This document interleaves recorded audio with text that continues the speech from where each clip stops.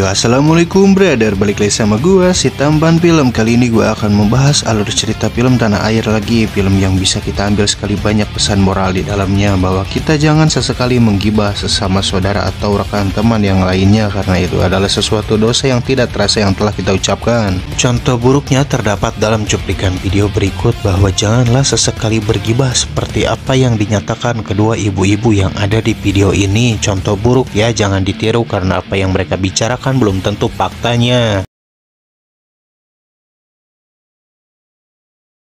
Ini dia berumah tangga, dia nganggur tapi uangnya banyak. Masya Allah, gibah. Sebelum mulai ke inti cerita filmnya, jangan lupa like, comment, and subscribe-nya ya guys, supaya channel ini bisa terus berkembang dan memberikan film terbaik tanah air ataupun luar negeri. Oke, lanjut guys. Cerita dimulai di saat suatu organisasi jurnalis di suatu kampus ternama, mereka sedang mengadakan meeting untuk menulis artikel terbarunya. Tibalah Kang GoFood datang dan membawa pesanan makanan mereka. Tapi salahnya Reno yang memesan GoFood lupa bahwa ada Pirly yang tidak makan daging karena dia seorang vegetarian. Kan gue udah bilang gue vegetarian, no. Lu nggak bilang? Sumpah gue ngomong berkali-kali, no. Dan Pirly pun memilih untuk tidak makan saja karena dia sangat sekali mual kalau memakan daging. Arga menugaskan kelompoknya untuk meliput kegiatan potong hewan kurban karena esok adalah hari raya Idul Adha, dan untuk turun ke lokasinya, Arga pun menyuruh Yola untuk meliput kegiatan kurban tersebut. Yola pun mengiyakan ajakan Arga. Suatu organisasi itu dipimpin oleh ketua yang bernama Arga dan kelompok yang lainnya bernama Yola, Wulpa, Reno, Okta, dan juga Pirly sang pemeran utama. Tapi Okta tidak bisa ikut rapat karena dia sedang sakit di kosan. Tibalah Pirly dan Wulpa menjenguk Okta yang sedang sakit di kosan. Bapak kos dan ibu kos pun sudah menunggu di depan kamar Okta yang sudah dikunci oleh Okta dari dalam, dan tiba-tiba pintu kamar Okta pun terbuka dengan sendirinya. Pirly pun seorang diri memberanikan masuk untuk memastikan Okta yang sedang sakit. Pirly melihat Okta yang sedang merengek di pojokan lemari. Pirly pun menghampiri Okta dan bertanya, "Kamu kenapa?" Okta pun terlihat sangat gelisah dan begitu ketakutan, tak apa yang Okta rasakan selama sakit. Okta pun berbicara, "Aku sudah menyelesaikan tugas untuk artikel jurnalisnya." Tapi Okta tidak mau menyentuhnya dan begitu ketakutan setelah menyelesaikan artikelnya. Pirly pun mengambil artikel yang telah diselesaikan oleh Okta. Okta pun mendengar sebuah bisikan seperti bisikan roh halus, dan Okta sangat amat ketakutan mendengar bisikan itu. Dan inilah gibah. Tibalah keesokan harinya di mana hari raya Idul Adha dan pemotongan hewan kurban dimulai, tapi Yola menelpon Pirly untuk menggantikan posisinya yang harus meliput kegiatan kurban tersebut. Karena Yola mendadak asup angin dan muriang sehingga tidak bisa untuk datang dan meliput kegiatan kurban tersebut. Tapi Pirly menolaknya karena Pirly harus mengantarkan ayahnya kontrol ke rumah sakit yang sedang sakit stroke. Seketika ibu dan ayah Pirly mendengar pembicaraan Pirly yang sedang ditelepon oleh Yola. Akhirnya ayah dan ibu Pirly menyuruh untuk Pirly saja yang meliput kegiatan tersebut karena ibu Pirly bisa mengantarkan ayahnya untuk berobat tanpa harus diantar Pirly. Pirly pun dengan terpaksa menuruti kedua orang tuanya dan langsung turun ke lokasi kegiatan kurban tersebut. Tibalah Pirly di lokasi kegiatan kurban yang sudah ditunggu Arga. Wulpa tiba-tiba datang menghampiri Pirly dan melihatkan postingan Instagram Yola yang sedang check-in di kamar hotel. Sontak Pirly pun marah melihat postingan itu karena Pirly sudah merasa dibohongi oleh Yola yang katanya sedang meriang. Dan akhirnya Pirly bergibah dan berburuk sangka terhadap Yola bahwa Yola sedang check-in dengan Papa Gula atau Sugar Daddy. Pirly pun dengan kesalnya pergi untuk meninggalkan lokasi kurban tersebut. Tapi saat Pirly sedang jalan, Pirly terkena muncratan darah hewan kurban yang sedang disembelih.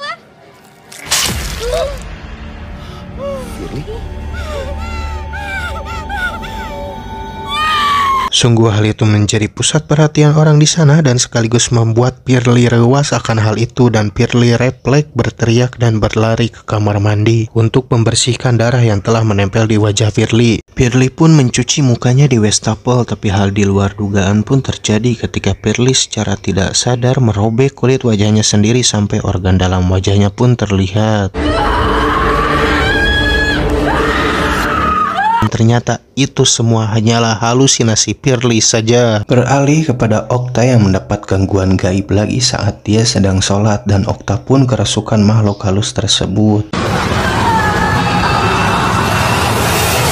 Okta langsung berjalan ke bawah menuju ibu kos dan Dina yang sedang joget TikTok. Okta akhirnya menghampiri mereka berdua yang sedang TikTokan. Kemudian Umi sang ibu kos menghadirkan hodam yang ada di raganya, dan Umi mendorong Okta tanpa menyentuhnya sedikit pun. Okta pun terpental begitu saja. Okta pun dibawa lagi ke kamarnya, dan terjadilah pertarungan yang tak terelakkan di antara Umi dan juga Okta.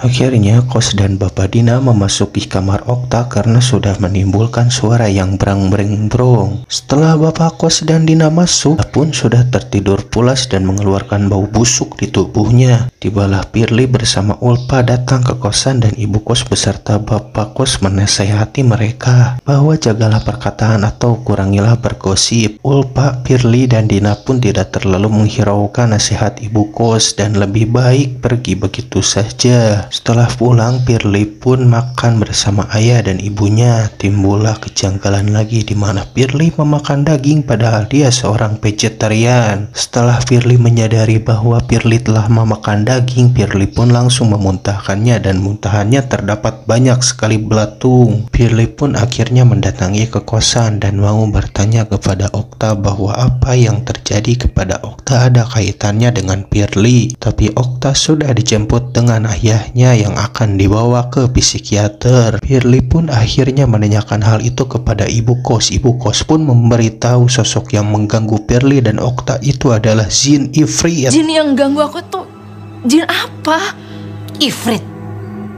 Keesokan harinya, Firly pun akhirnya melabrak Yola yang sedang berkumpul bersama temannya di kampus. Firly pun langsung memarahi Yola dan menuduh Yola yang berbohong karena telah membohonginya bilang Muriang panas tiris padahal sedang nikmatnya check-in bersama Papa Gula. Yola pun merasakan malu yang berlebih karena Firly mempermalukan Yola di hadapan teman-temannya dan lingkungan kampusnya. Singkat cerita, kelas pun dimulai dan Firly sudah berada di dalam kelas dengan teman-temannya yang lain. Tapi setelah menyelesaikan kelas itu muncullah kejanggalan di mana saat Firly keluar kelas, Firly bertemu lagi dengan temannya dan menanyakan Firly, kamu kemana saja? Aku dari tadi nelpon tak kunjung diangkat. Firly pun kebingungan, kan tadi sudah menyelesaikan kelas sama-sama. Teman Firly pun sungguh sangat kebingungan juga dengan apa yang dimaksud Firly karena dari tadi Firly tidak bersamanya. Teman Firly pun nyuruh untuk Firly mengecek HP-nya bahwa panggilan dari teman Firly itu masuk, tidak ada yang dijawab satupun. Firly pun lupa HP-nya ketinggalan di kelas. Firly akhirnya masuk lagi ke kelas dan akan mengambil handphone yang tertinggal.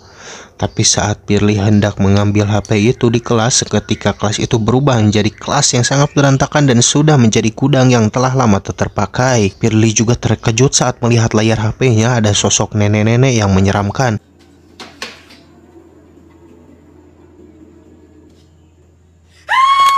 Firly pun langsung kaget. Seketika Firly menghampiri lagi teman-temannya dan alangkah kagetnya Firly bahwa di situ tidak ada satupun orang. Kampus pun menjadi sepi sunyi seperti bangunan tua yang sudah lama tak berpenghuni. Firly pun heran dibuat janggal dengan hal ini. Terus dia ini berada di mana? Akhirnya Firly melarikan diri dari tempat itu dan Firly menemukan ruangan sekre di mana sedang mengadakan lagi rapat untuk menulis artikel. Firly sempat bertanya, ini benar ruangan sekretaris kan? Teman Firly yang lainnya pun heran kepada sikap Firly yang aneh. Ya iyalah, ini ruangan sekretaris kita, kata temannya Firly. Firly pun akhirnya ikut serta lagi untuk rapat dan melupakan kejadian yang tadi menimpanya. Disitulah Firly berhadapan dengan Yola lagi dan mereka pun jadi canggung tepugu. Singkat cerita, Yola ternyata menyimpan dendam kepada Firly karena Firly telah memfitnahnya. Akhirnya Yola pun menulis artikel palsu. Bahwa Firly selalu mendapatkan nilai bagus di kampus itu hasil dari skandal Firly bersama dosen. Yola pun langsung meng-up artikel palsunya dan diketahui oleh mahasiswa-mahasiswi seluruh kampus. Dan Firly pun saat datang ke kampus dengan Arga dipermalukan oleh seluruh mahasiswa dan mahasiswi di kampus, sampai Firly dan Arga bingung kenapa bisa menuduh Firly berskandal. Datanglah Dina memberitahu artikel terbaru jurnalis yang telah diselesaikan oleh Yola. Sontak hal ini menjadi timbulnya kemarahan dari Firly dan juga Arga. Mereka pun mencari Yola untuk mempertanggungjawabkan gosip miring ini. Tibalah Arga dan Firly menemukan Yola yang sedang duduk sendirian di kantin, dan Yola secara tidak sadar memotong jarinya sendiri dan memakannya. Seolah-olah itu adalah sosis so nice. Firly pun terkena lagi munceratan dari jari yang telah dipotong Yola menggunakan pisau, dan semuanya pun histeris melihat apa yang dilakukan Yola.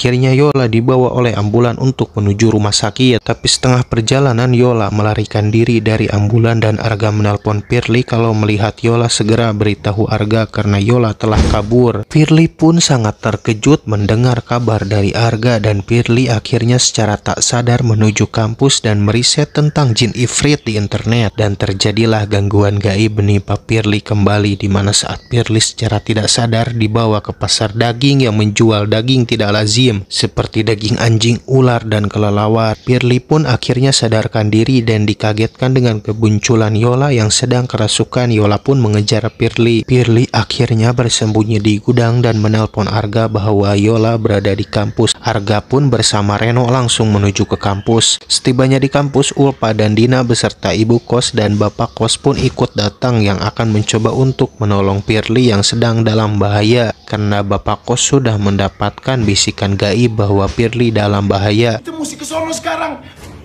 Firly di mana? Di kampus. Ayo.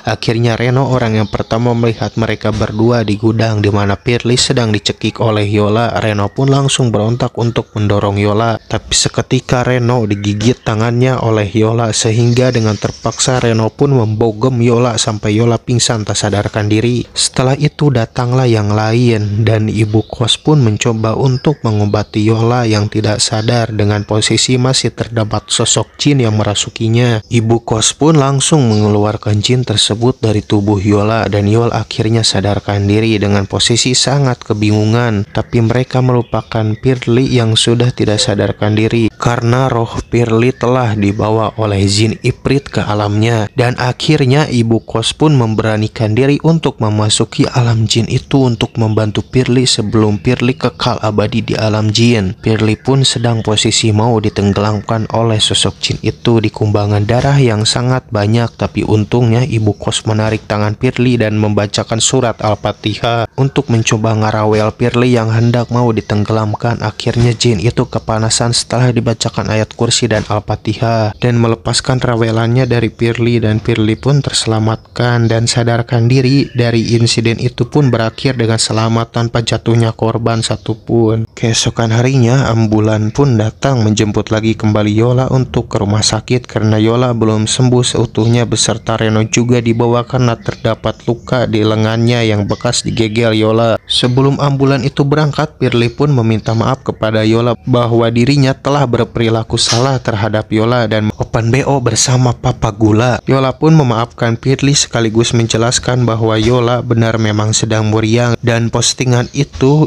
foto lama dirinya yang sedang liburan di Lombok bersama keluarganya.